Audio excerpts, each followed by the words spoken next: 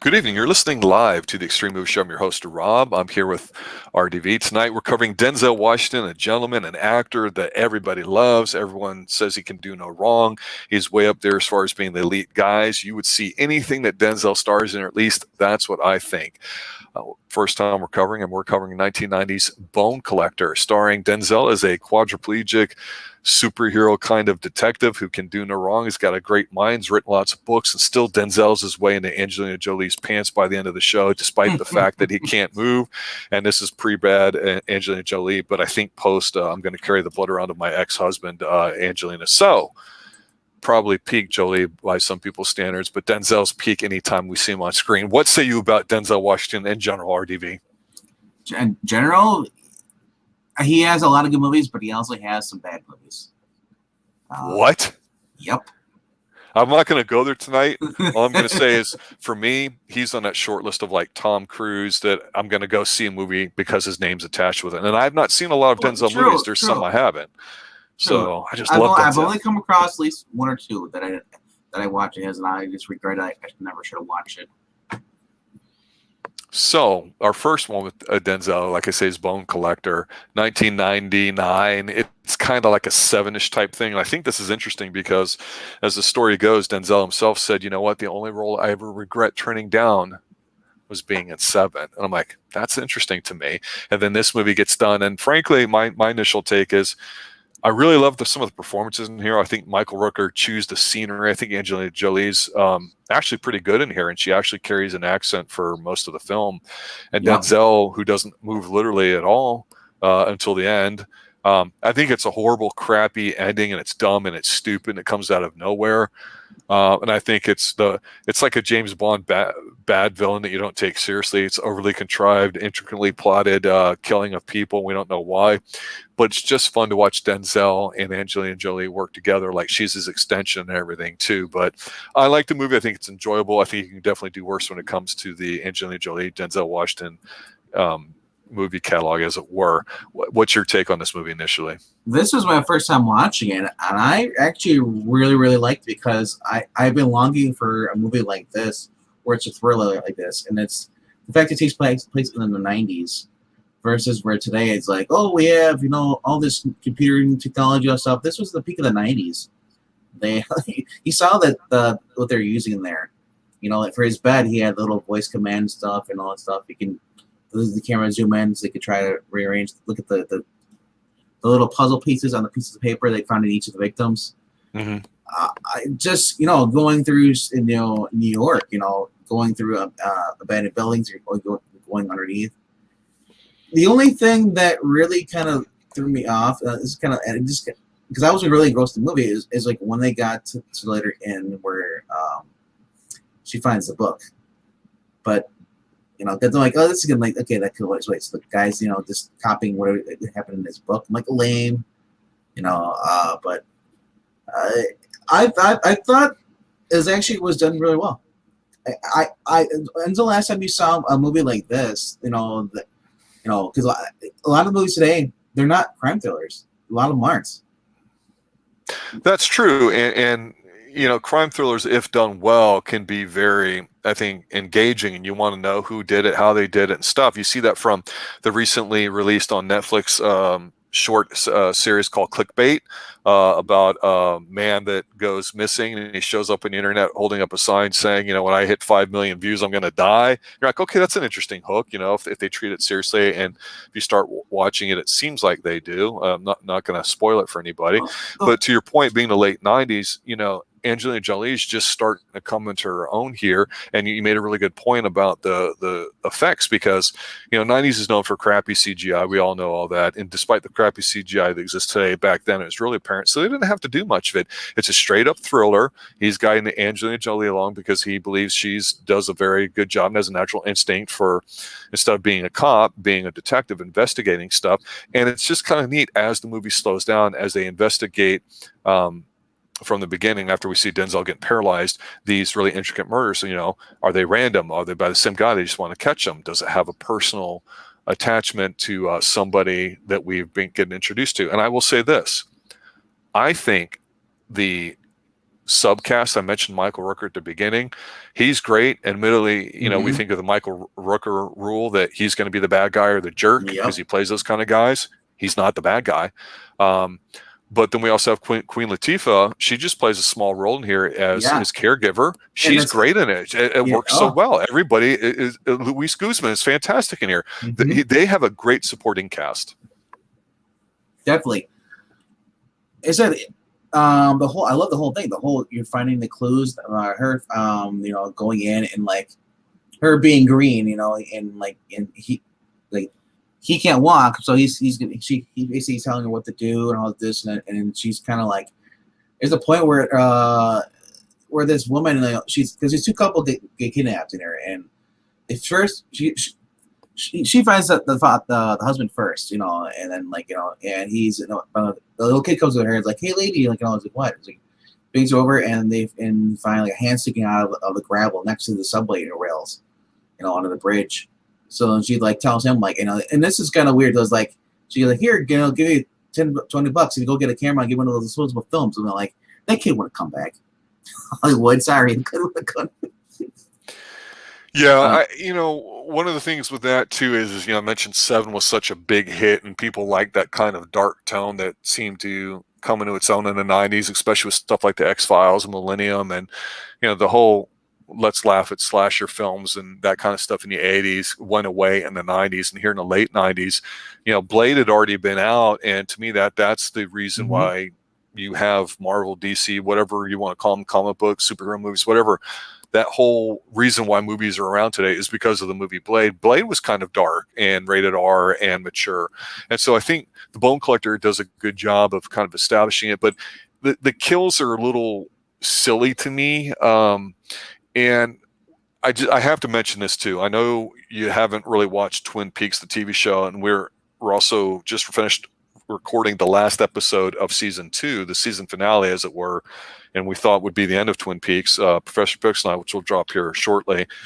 And in it, the whole shtick was who killed Laura Palmer, and we find out in the very first episode that the prom queen's dead. She winds up on shore in a plastic bag. She's all wrapped up. And when they go to investigate her and do the autopsy, they find a very tiny, small letter under one of her fingernails. And it's a really great scene. And I couldn't help but be reminded of that with this, even though this movie is based off of a book, apparently, or whatever, because you get the really, really tiny piece of note that, to your point, yeah, the kid's not going to come back. And no way in hell. But they have the note, and he's able to figure out how to put it together. I'm like, oh, come on, this is too easy, you know? Yeah, I mean, like I said, they're trying not to be over, you know, complex, because they also want the person watching it. They also feel like they can understand what's going on too at a point, but only up to a certain point, because it's fine. Because the guy first left like a railroad spike, you know, or a bolt, you know, that's our other quote, and a piece of paper. That was the first victim on the railroad tracks, and she's like, I realized the train would have stopped. Train would have kept going. But for Hollywood, for whatever reason, you know, they just, you know, they catch you to stop the train. That's what gets her into the whole thing. Catches his eye, as she took the Polaroids of, you know, the body, and then they find out like the bone's been like cut off. His fingers missing, you know. And then, you know, I love how everything pieces together though, as far as like, you know, they find out where the bolt comes from, and then they find out more history stuff, and then, you know, the smell, you know, the different things of it. They find out where the wife is. The wife, she was taken to some under New York. I don't know if it's true or not, but it's where it's events the steam. You know, obviously, you know, this is meant for the movie and the book, you know, but yeah, and then she's handcuffed in front of this giant pipe where the guy redirects, and then where's where the bolt comes from, and they let the steam come out, and it basically boils her. Yeah. But I mean, but it also gives you like, I love how it plays with you, because like, oh, she's like, oh, we know where the wife is, you know, we get there, and then we can't get in. Like they're trying to like open the valve, and then it snaps off, and then they realize, oh, somebody cut this. I'm thinking like, you didn't see the giant cut mark in the valve? Her. No, I didn't. It just seems like we're watching Batman. This is the Gotham PD, and they don't know what they're doing. And then Batman's just standing there, it's like, oh, I guess I can't do anything. But I mean, I love like New York, like underground historical stuff, old abandoned buildings. I love that stuff. So you get a little sense of that. So maybe that's why I'm a little biased to this film. That's why I like it a little more than maybe per se you or anybody else. Mm-hmm. They're going over the plans and as they find more stuff where this guy could be, and some of these old buildings. The next one leads them to an old slaughterhouse, where a kid was abducted, and a college student. And the scary part about this whole entire movie, this guy who's going around abducting people picked me up in a yellow cab in New York. And how busy that is. Yeah. That is freaky, because I could see this happening right now still. Well, one would argue in today's climate too, with all the immigration going on, that you might have a lot of child trafficking increasing because of people not being vetted and all that stuff. And not to really make this political and all that too, but I couldn't help but think, well, that's what people thought about with if you lived in parts of the subway system too, and you're off the grid. And it's neat because the detective part of this movie is interesting, because they do draw you into turn of the century New York, which is still pretty vast at that time. It wasn't just a one light town. It had a lot of things going for it, so you get a little bit of a sense of that. And by the time Angelina Jolie's character's in the bookstore finding a specific book because he followed a pattern that turned into like an old print that he recognized from a book, that's when he starts to realize maybe is this personal, somewhat local, so he might know who the person is, or the person might know him really well. That's when you go, oh, okay, this time it's personal. And you find more about Rooker, who really wants to control things, like Rooker, the bad guy and stuff. Why is it Rooker is just a huge antagonist throughout this whole entire film. Doesn't like Angelina Jolie, and I don't know if he's sexist or he's just a dick, or it's this, and he's like I said, this is the 90s, man.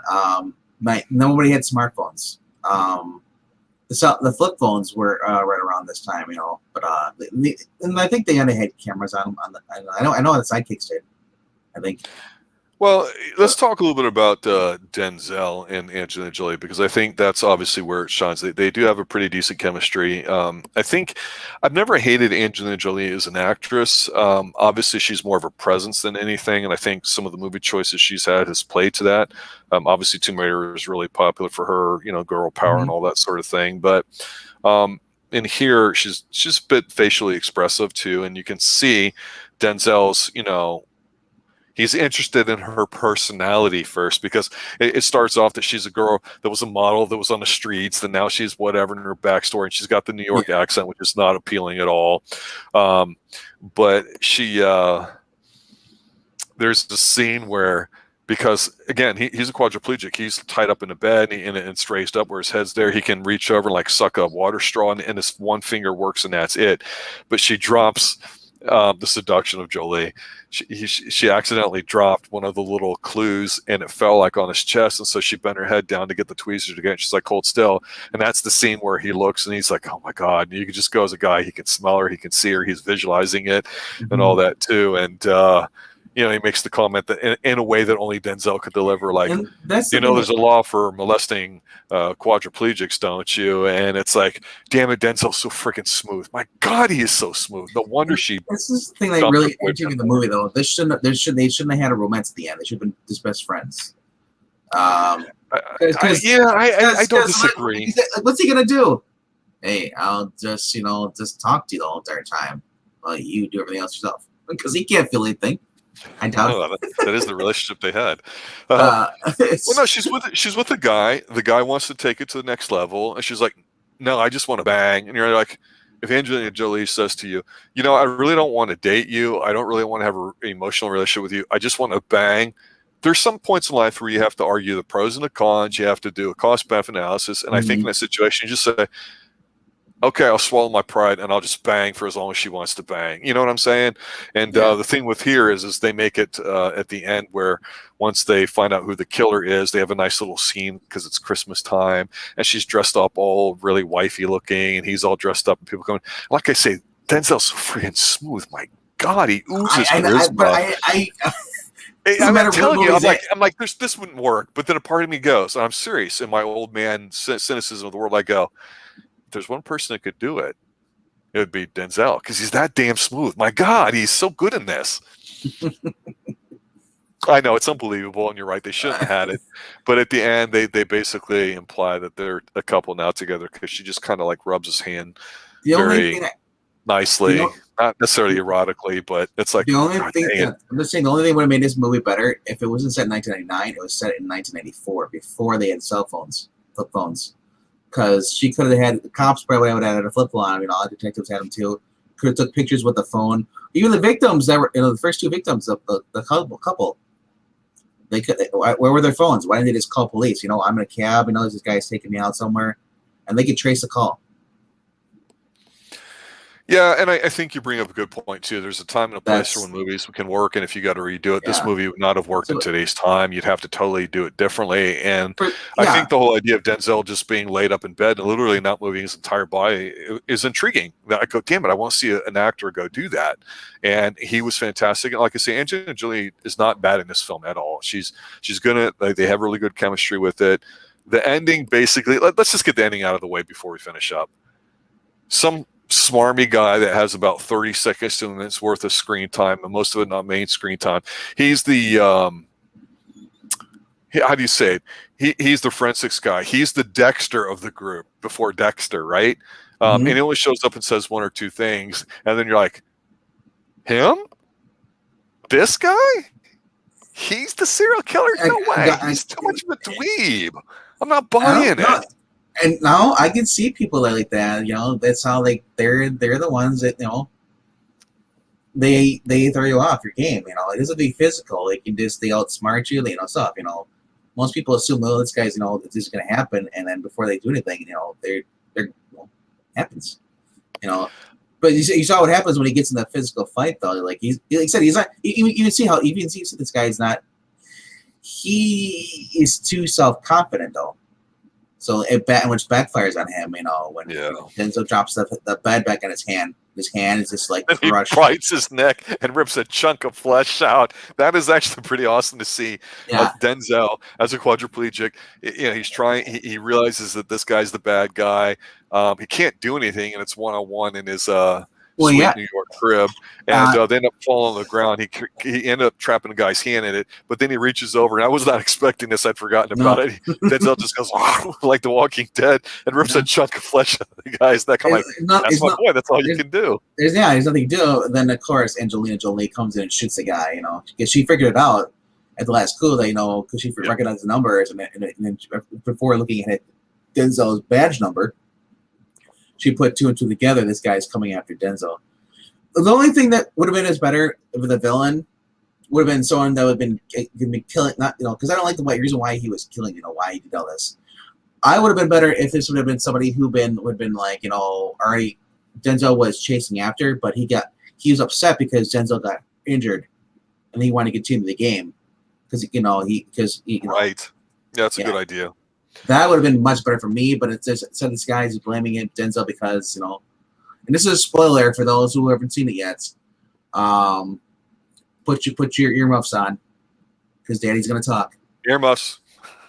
The guy is upset because Denzel wrote a paper on something and it caused this guy to lose his job. Nerd alert. Go to prison for like 6 years. So and he's like, what they do to a cop in prison? I was somebody's bitch. I'm like, it's believable, bro. Even without the prison. And this remind me of the Dexter guy. Because the guy in Dexter, he's like more in shape. This is a scrawny kid. This reminded me of I always thought this was a guy that who was faking it, the con artist, and there's something about Mary. I'm not sure. He looked just like him. The guy who was trying to get with Mary, he was a paraplegic. It's not. But I know what you mean. It was even more charming. This guy's such a dweeb, and it just reminds you of the fact that the 90s was the decade that they allowed losers to be celebrated, because that's what this guy is. It's like, really? This is what you're throwing at Denzel? It was insulting, really. Well, you look at killers in the back in the day, a lot of them aren't really that intimidating. They were smart and deranged, they usually caught people off guard. That's how, a lot of them did, they weren't all physical, people, You know, they weren't all Ted Bundys. You know? That's true. That's absolutely true. And unfortunately, fortunately, this guy wasn't really predominant in the episode. Like I say, the movie's not a good movie, but it's a good movie in the sense that it's got some good performances in there, and the chemistry between them is really good. It's got a great supporting cast. It's worth a one-time watch, especially if you're a Denzel fan, or even especially if you're an Angelina Jolie fan. I think this is one of her better works. It's one of her earlier ones, but this one is solid to me. I think it's, if you just want to watch actors and don't really care about the plot or what happens and don't want to get too emotionally invested in it, it's one of those ones that you can have on and you see it once and you're done. And that's it. So that's my final take. What about you? My final take, it's a good slow burn, and it keeps you guessing as far as who is going to be the killer. Because you really don't know. There is two different people I thought it could have been, at first, and then I was like, okay, it's one of these two. And at the end, I'm like, oh man, I guess wrong. And then because I'm like, and it must be the other guy. I'm like, oh, it is. I was like, but I enjoy these movies, and I said this is a movie you're gonna have, in a sense, for a few things. You gotta turn your brain off. The fact that everybody should have cell phones. Nobody can call the cops, unless he's knocking him out. I mean, the college student kid, he did knock him out. But the other two couple must have fell asleep. I don't know if he gassed them or what. No, he fell asleep. They had a red eye. Yeah. So, yeah. So that it should have been Queen Latifah. She should have broke character at the end. Yeah, I set this whole thing up. Why? Because I'm tired of you sorry old punk ass me having to care for you all the damn time here too. Me trying to take care of your dirty diapers and all that. I was waiting for that. I was waiting for this. I was waiting for to go full on Latifah. Yeah. Why didn't she go full on Latifah? And they're like, no, this character doesn't do that. It's because you do. It doesn't mean everybody else. Because she was giving a little bit of lip, to some of the guys. In it, and the guy that got in here, the one that played his buddy, the forensic guy. I forgot what his name is. Luis Guzmán. He's great. Usually, it's the other guy that pops in here. And he's been in other movies. He's been in, I think another Denzel movie too. That was The Fugitive, no, sorry, not The Fugitive. U.S. Marshals. Forget what his name is. Tommy Lee Jones. No, he's the guy. He's the little guy, the intelligent guy. He always has the cap on backwards. He's the bald, short guy, Italian. Not Joe Pesci. No, not Joe Pesci. No. Bald Italian guy with a hat on backwards. Sorry. With Luis Guzmán. Joe Pantoliano. Pantalone. Oh, him. Okay, I see. I know who you're talking about. All right. Yeah, he's usually the guy that comes in, like you see, like the forensic stuff, and the little guy. I think that would have been cool if they would have got him to come in and Luis Guzmán stuff, and then have like Luis, that his character would have been like turned out to be the villain. That would have been more interesting too. It's like the whole thing. It's like, yeah, dude, like even though you're gone, people still look up to you, and I'm overshadowed. That would have been much more cool, and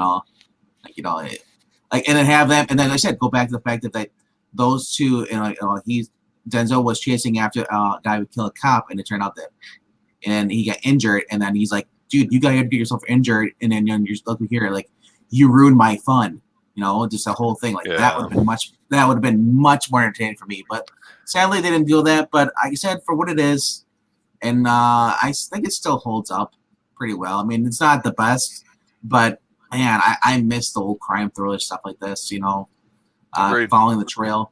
You don't see this. You don't. No. You really don't see this anymore. It's going to be a rare breed, just like a Western almost. You're absolutely right. Yeah, maybe one day we'll produce a show that says, what if we rewrote this movie? How would we do it differently? Because you bring up a lot of extra, I think, good points when it comes to Bone Collector. But Denzel's got, and Angelina Jolie, saving grace, absolutely. All right, there you have it, ladies and gentlemen. Bone Collector, 1999, Denzel Washington, Angelina Jolie, Michael Rooker, Luis Guzmán, a couple other people in there too. Oh, Al Bundy's in here too. Ed O'Neill. He plays a nice little side character. Great supporting cast. Check it out. It's a nice little crime thriller, kind of, sort of, maybe, but it's Denzel. You got to go see it. My description sounds like a joke, quadriplegic seducing Angelina Jolie at her prime, but it's not. Damn it, Denzel, how do you do it? We'll never find out, but in the meantime, we'll look for another Denzel movie to watch.